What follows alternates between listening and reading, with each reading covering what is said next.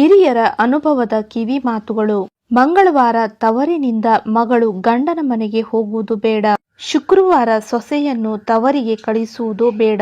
ಇಡೀ ಕುಂಬಳಕಾಯಿಯನ್ನು ಮನೆಗೆ ತರಬೇಡ. ಮನೆಯಲ್ಲಿ ಉಗುರು ಕತ್ತರಿಸಬೇಡ. ಮಧ್ಯಾಹ್ನದ ಹೊತ್ತು ತುಳಸಿಯನ್ನು ಕೊಯ್ಯಬೇಡ. ಹೊತ್ತು ಮುಳುಗಿದ ಮೇಲೆ ಕಸ ಗುಡಿಸಬೇಡ. ತಲೆ ಬಾಚಬೇಡ. ಸಾಯಂಕಾಲದ ಹೊತ್ತು ಉಪ್ಪು ಮೊಸರು ಸಾಲ ಕೊಡುವುದು ಬೇಡ. ಬಿಸಿ ಅನ್ನಕ್ಕೆ ಮೊಸರು ಹಾಕಬೇಡ. ಊಟ ಮಾಡುವಾಗ ಮಧ್ಯೆ ಎದ್ದು ಹೋಗಬೇಡ. ತಲೆ ಕೂದಲನ್ನು ಒಲೆಗೆ ಹಾಕಬೇಡ. ಹೊಸ್ತಿಲ ಮೇಲೆ ಕೂಡುವುದು ನಿಲ್ಲುವುದು ತುಳಿಯುವುದು ಮಾಡಬೇಡ. ಮನೆಯಿಂದ ಹೊರಡುವಾಗ ಕಸ ಗುಡಿಸುವುದು ಬೇಡ. ಗೋಡೆ ಮತ್ತು ಬಾಗಿಲಿಗೆ ಕಾಲು ಕೊಟ್ಟು ಮಲಗಬೇಡ. ಸಾಯಂಕಾಲದ ನಂತರ ಬಟ್ಟೆಯನ್ನು ಒಗೆಯಬೇಡ.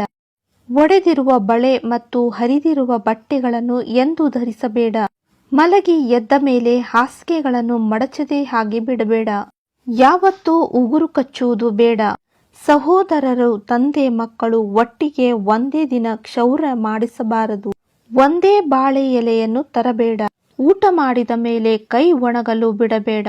ಹಾಗೂ ಕೈ ತೊಳೆದ ನಂತರ ನೀರನ್ನು ಜಾಡಿಸಬೇಡ. ಮುಸ್ಸಂಜೆ ಹೊತ್ತಲ್ಲಿ ಮಲಗಬೇಡ. ಕಾಲು ತೊಳೆಯುವಾಗ ಹಿಮ್ಮಡಿಯನ್ನು ತೊಳೆಯುವುದು ಮರೆಯಬೇಡ. ತಿಂದ ತಕ್ಷಣ ಮಲಗಬೇಡ. ಹಿರಿಯರ ಮುಂದೆ ಕಾಲು ಚಾಚಿ ಕಾಲ ಮೇಲೆ ಕಾಲು ಹಾಕಿ ಕೂರಬೇಡ. ರಾತ್ರಿ ಊಟದ ತಟ್ಟೆಯನ್ನು ತೊಳೆಯದೆ ಹಾಗೆ ಬಿಡಬೇಡ. ಎಂಜಲು ಕೈಯಲ್ಲಿ ಊಟವನ್ನು ಬಡಿಸಬೇಡ. ಅನ್ನ ಸಾರು ಪಲ್ಯ ಮಾಡಿದ ಪಾತ್ರೆಗಳಲ್ಲಿಯೇ ಊಟ ಮಾಡಬೇಡ. ಪಾತ್ರೆಗಳ ಮೇಲೆ ಎಂಜಲು ಕೈಯನ್ನು ತೊಳೆಯಬೇಡ.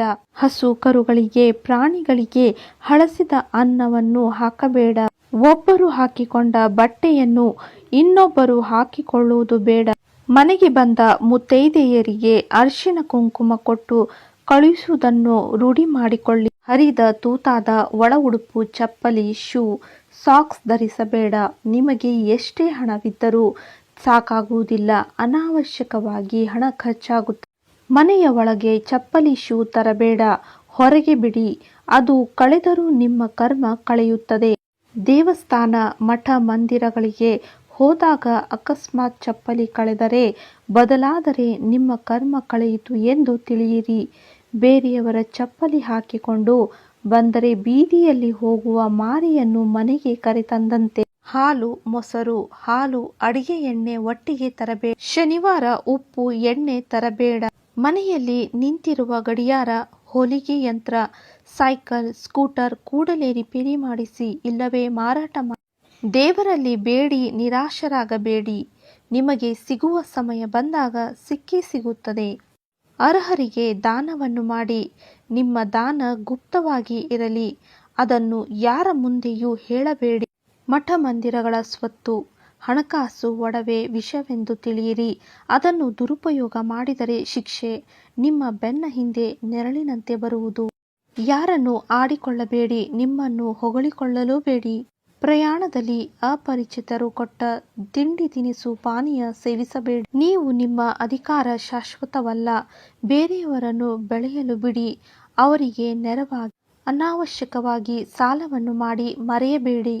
ಹಿರಿಯರ ಮತ್ತು ಗುರುಗಳ ಮಾತುಗಳನ್ನು ಎಂದೂ ಕಡೆಗಣಿಸಬೇಡಿ. ಇಂತಹ ಉಪಯುಕ್ತ ಮಾಹಿತಿಯೊಂದಿಗೆ ಮುಂದಿನ ವಿಡಿಯೋದಲ್ಲಿ ಸಿಗೋಣ. ಇವತ್ತಿನ ಈ ವಿಡಿಯೋ ನಿಮಗೆಲ್ಲ ಇಷ್ಟವಾದಲ್ಲಿ ಲೈಕ್ ಮಾಡಿ, ಶೇರ್ ಮಾಡಿ, ಹಾಗೆ ಸಬ್ಸ್ಕ್ರೈಬ್ ಮಾಡಿ. ಧನ್ಯವಾದಗಳು.